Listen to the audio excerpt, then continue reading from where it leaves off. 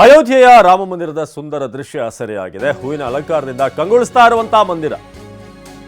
ಅಯೋಧ್ಯೆಯ ರಾಮ ಮಂದಿರದ ಸುಂದರ ದೃಶ್ಯ ಸೆರೆಯಾಗಿದೆ. ಹೂವಿನ ಅಲಂಕಾರದಿಂದ ಕಂಗೊಳಿಸ್ತಾ ಇರುವಂತಹ ಮಂದಿರ ಸುಮಾರು 1.5 ಕಿಲೋಮೀಟರ್ ದೂರದಿಂದಲೇ ನಿಮಗೆ ಬಹಳಷ್ಟು ಅದ್ಭುತವಾದಂತಹ ದೃಶ್ಯ ಕಂಡು ಬರುತ್ತೆ. ಇನ್ನು ಹತ್ರ ಹೋದಾಗಂತೂ ಸ್ವರ್ಗವೇ ಧರೆಗಿಳಿದಂತೆ ವಿವಿಧ ಬಗೆಯ ಹೂಗಳಿಂದ ಅಲಂಕಾರ ಮಾಡಿರುವಂತಹ ರಾಮ ಮಂದಿರ ಹೀಗೆ ಕಂಗೊಳಿಸ್ತಾ ಇದೆ. ನಿಮಗೆ ಎಕ್ಸ್ಕ್ಲೂಸಿವ್ ದೃಶ್ಯವನ್ನು ತೋರಿಸ್ತಾ ಇದ್ದೀವಿ.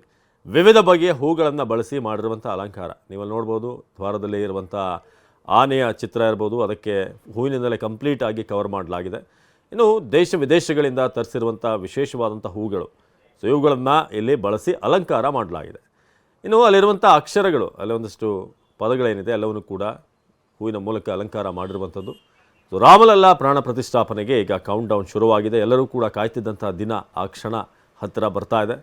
ಸೊ ನಾವೀಗ ಹೇಗೆ ಅಲಂಕಾರ ಮಾಡಲಾಗಿದೆ ಅಂತ, ಸೊ ಬೇರೆ ಬೇರೆ ದೇಶಗಳಿಂದ ಜರ್ಮನಿ, ವಿಯೆಟ್ನಾಂ ಇಲ್ಲೆಲ್ಲಿಂದ ತಂದಂಥ ಹೂಗಳನ್ನು ಬಳಸಲಾಗಿದೆ. ಸೊ ಈಗಾಗಲೇ ಈ ಪ್ರಮುಖ ದ್ವಾರ VVIPಗಳು, ರಾಜಕಾರಣಿಗಳು, ಸಿನಿಮಾ ತಾರೆಯರು ಇವರೆಲ್ಲರೂ ಕೂಡ ಬರುವಂಥ ಒಂದು ದಾರಿ ಏನಿದೆ, ಸೊ ಅದನ್ನು ಸಂಪೂರ್ಣವಾಗಿ ಅಲಂಕಾರ ಮಾಡಲಾಗಿದೆ. ಸೊ ಹೂಗಳನ್ನು ಬಳಸಿ ಡೆಕೋರೇಷನ್ ಮಾಡಿರುವಂಥದ್ದು, ಹೆಚ್ಚಾಗಿ ಹಳದಿ ಮತ್ತು ಕೇಸರಿ ಬಣ್ಣವನ್ನು ಬಳಸಿರುವಂಥದ್ದು ನಾವಿಲ್ಲಿ ಗಮನಿಸ್ಬೋದು. ಸೊ ಮಂದಿರದಲ್ಲಿ ಕಾರ್ಯಕ್ರಮಕ್ಕೆ ಅತ್ಯದ್ಭುತವಾದಂಥ ವೇದಿಕೆ ಕೂಡ ನಿರ್ಮಾಣ ಆಗಿದೆ. ಇನ್ನು ಅಯೋಧ್ಯೆ ರಾಮ ಮಂದಿರಕ್ಕೆ ಭದ್ರತೆಯನ್ನು ಮತ್ತಷ್ಟು ಹೆಚ್ಚಳ ಮಾಡಲಾಗಿದೆ. ಗರ್ಭಗುಡಿ ಪರಿಶೀಲನೆ ನಡೆಸಿರುವಂಥ ಭದ್ರತಾ ಸಿಬ್ಬಂದಿ SPG, CRPF ಪೊಲೀಸರಿಂದ ಹೈ ಸೆಕ್ಯೂರಿಟಿ ನೀಡಲಾಗಿದೆ, ಹೈ ಲೆವೆಲ್ ಸೆಕ್ಯೂರಿಟಿಯನ್ನು ನೀಡಲಾಗಿದೆ.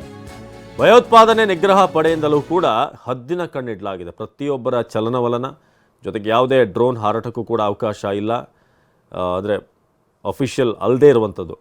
ಜೊತೆಗೆ ಬರುವಂಥ ಪ್ರತಿಯೊಬ್ಬರನ್ನು ಕೂಡ ಅಲ್ಲಿ ಚೆಕ್ ಮಾಡುವಂಥದ್ದಾಗ್ತದೆ. ಸಾರ್ವಜನಿಕರಿಗೂ ಕೂಡ ಈಗ ಸದ್ಯಕ್ಕೆ ಎಂಟ್ರಿ ಇಲ್ಲ. ಸೊ ಗರ್ಭಗುಡಿ ಪರಿಶೀಲನೆ ನಡೆಸಲಿರುವಂಥ ಭದ್ರತಾ ಸಿಬ್ಬಂದಿ SPG, CRPF ಪೊಲೀಸರಿಂದ ಸೆಕ್ಯೂರಿಟಿ ನಾವೀಗ ನೋಡ್ತಾ ಇದ್ದೀವಿ. ಸನ್ನದ್ಧರಾಗಿ ನಿಂತಿರುವಂಥ ಭದ್ರತಾ ಪಡೆ, ಭಯೋತ್ಪಾದನಾ ನಿಗ್ರಹ ಪಡೆಯಿಂದಲೂ ಕೂಡ ಹದ್ದಿನ ಕಣ್ಣಿಡಲಾಗಿದೆ.